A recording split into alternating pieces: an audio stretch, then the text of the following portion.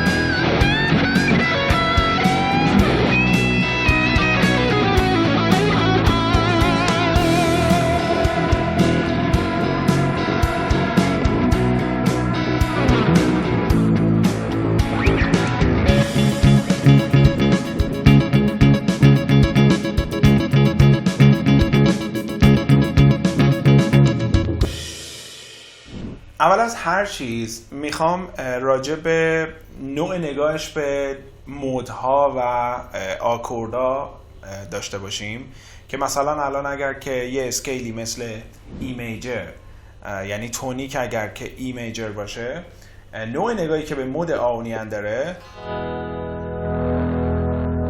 یک مود لیدیان هست، یعنی روی ای میجر به جای اینکه آونیان نگاه کنه لیدیان میزنه.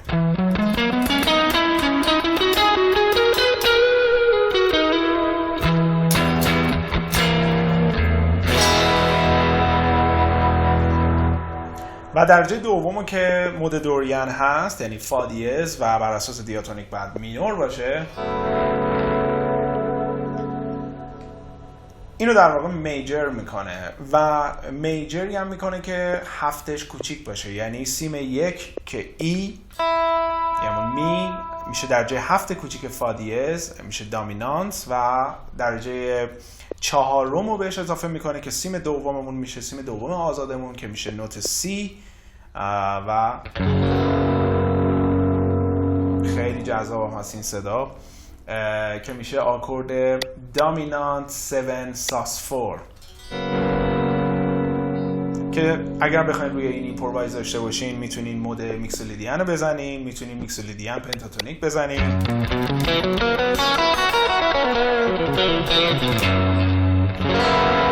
یا میجر پنتاتونیکش کنید یا ماینر پنتاتونیک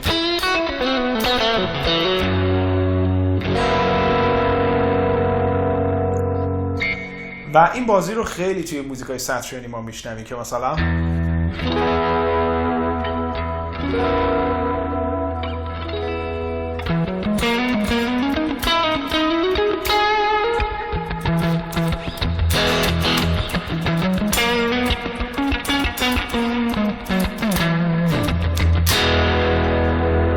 یا مثلا یه مود دیگه هم که خیلی توی موزیکاش استفاده میکنه و یه فضای شرقی رو ترکیب میکنه با همون فضای بلوزی که اجرا میکنه، فریجین دامینانت هستش.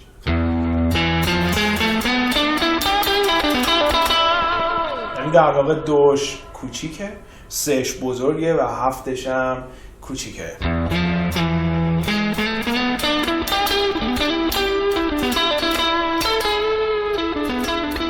خب مورد بعدی که جو ساتریانی خیلی استفاده میکنه تکنیک لگاتو هستش، لگاتوی همران پولاف، و کلا خیلی معروفه به لگاتو پلیر تا اینکه آلترنیت پیکینگش یا حالا مدل پیکینگش معروف باشه.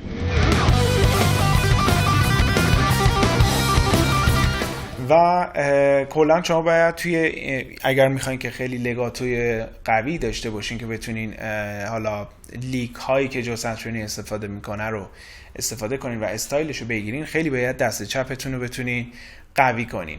که من چند تا اکسرسایز رو باهاتون به اشتراک میذارم که فکر کنم اکسرسایزهای خوبی باشه برای اینکه بتونین دستتون رو قوی کنین.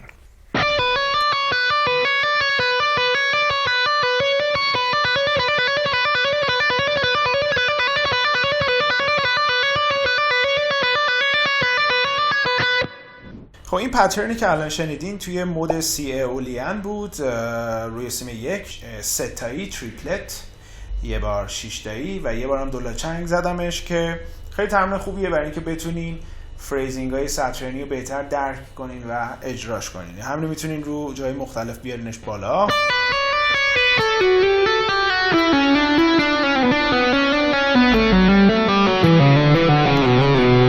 یا مثلا با ریتمای دیگه.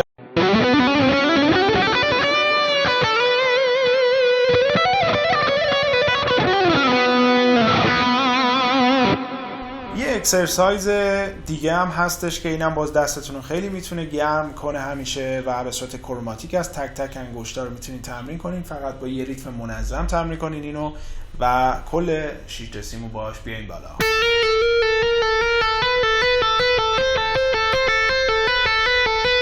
همین میتونین سرعتش رو برین بالا.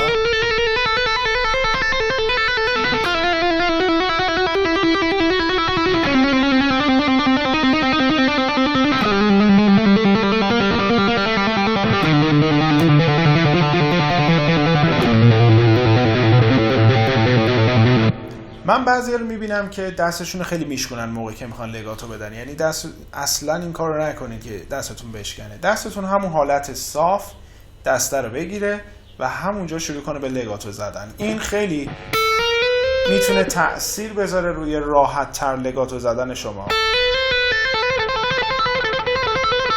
یعنی مچو نشکنی، به هیچ عنوان مچو نشکنی. و یه کار دیگه هم که ساتریانی میکنه توی این لگاتو زدناش، با دست راستش روی سیم رو میگیره و تکنیک پینچ هارمونیک رو ایجاد میکنه.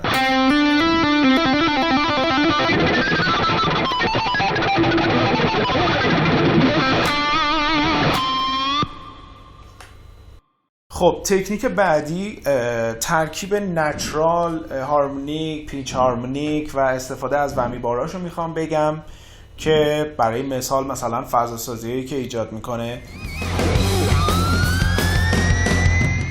با نچرال هارمونیک فرت 5 سیم 3 که میشه همون سول. مثلا یه حرکت خیلی جالبی که انجام میده اینه که نچرال اینو میزنه و بعد با ترمولو شروع میکنه به ریتم دادن. مثلا توی سچبوگی شما میتونید این رو بشنوید، این تکنیکو، یعنی 2 تا ضربه و بعد یه دونه دایو به داخل.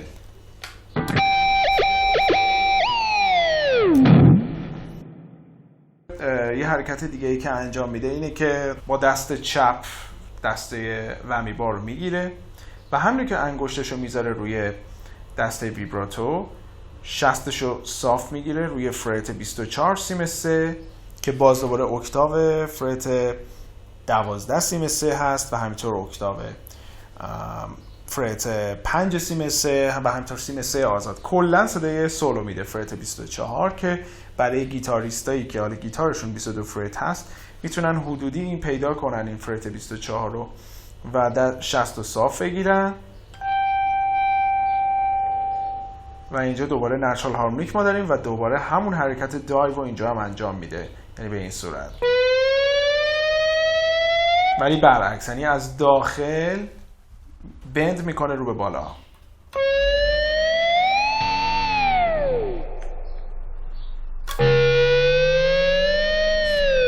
چند تا سیمو میتونید اجرا کنید مثلا، و بعضی وقتا توی این دایو کردن ضربه هم میزنه روی دستش که یه حالت ریتمیک بده بهش. مثلا برای مثال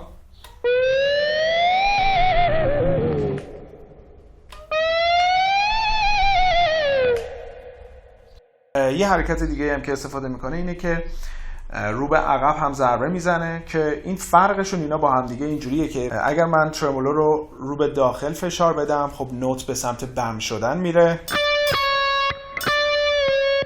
و اگر که رو به عقب ترمولو رو فشار بدم، نوت به سمت بالا رفتن میره. یعنی و با ترمولو که اینا کاراکتراشون هم با هم فرق میکنه، مثلا رو به عقب،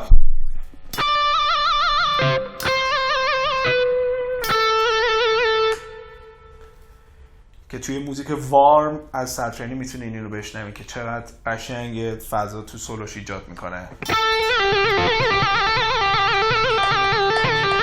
تکنیک بعدی که استفاده میکنه تپینگ هستش که با پیک ضربه میزنه، و یه مدل هم تو هند تپینگ، اونم راجبش صحبت میکنیم. فرمت اینکه با پیک تپینگ میزنه به این صورتی میتونین با همون انگشتتون هم تپینگ بزنین و اسکیل رو بزنین. مثال ای میجر،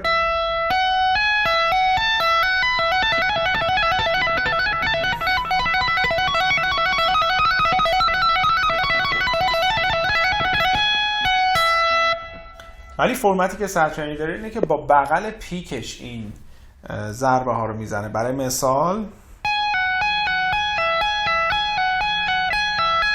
و همینو میاد پایین، یا حتی با پیکش اسلاید میکنه. برای مثال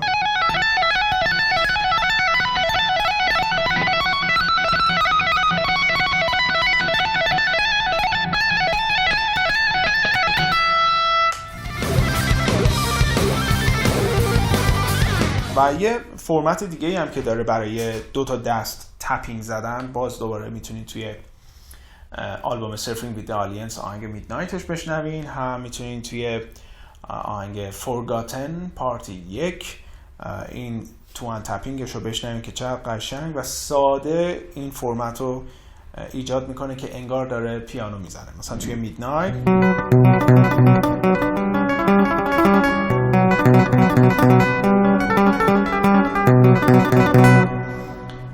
یا مثلا فورگاتن پارت 1.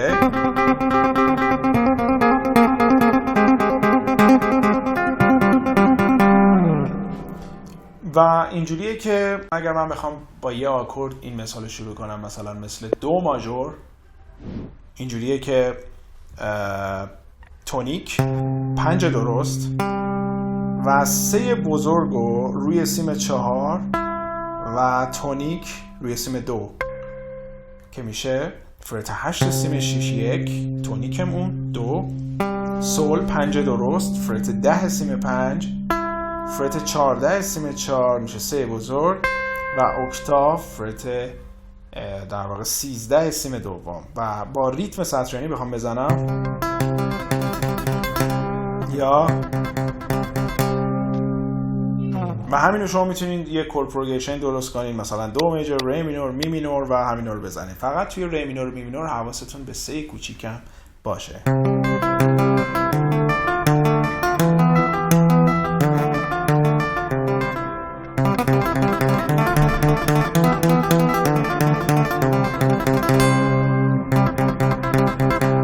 تکنیک بعدی پیک اسکرچ هست که باز دوباره با بغل پیک انجام میده اینو، و مثلا توی موزیک کراود چمپ میتونین اینو بشنوین که انگار یک دایره روی سیم میکشه و صدایی که ایجاد میکنه خیلی عجیب و جالبه.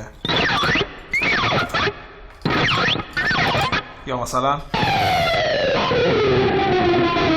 یه همچین فرمتی رو مثلا ایجاد میکنه. یا مثلا خیلی وقتا بالای پیکاپ صدا رو ایجاد میکنه، مثلا این همچین حالتی.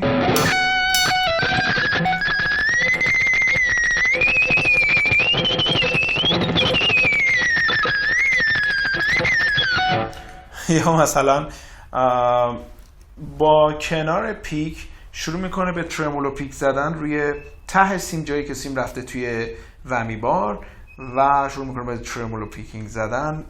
شما مثلا میتونین دست چپتون شروع کنه به سی مینور پنتاتونیک زدن و دست راست شروع کنه به فقط نان استاپ پیک زدن.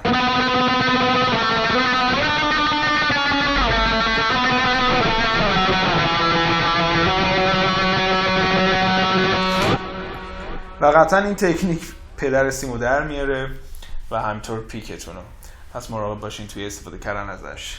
و یه چیز دیگه هم که باز دوباره ساتورن خیلی استفاده میکنه، استفاده کردن از اوپن استرینگ هاست. یعنی یه حالتی هم اسکیل رو نشون میده هم آرپجیو میزنه. برای مثال اگر که اسکیل ای میجر رو دوباره داشته باشیم، یعنی تونیکمون ای میجر باشه، شما میتونید هم از سیم 1 هم از سیم 2 استفاده کنین و خیلی هم فضاسازی جالبی رو ایجاد کنین.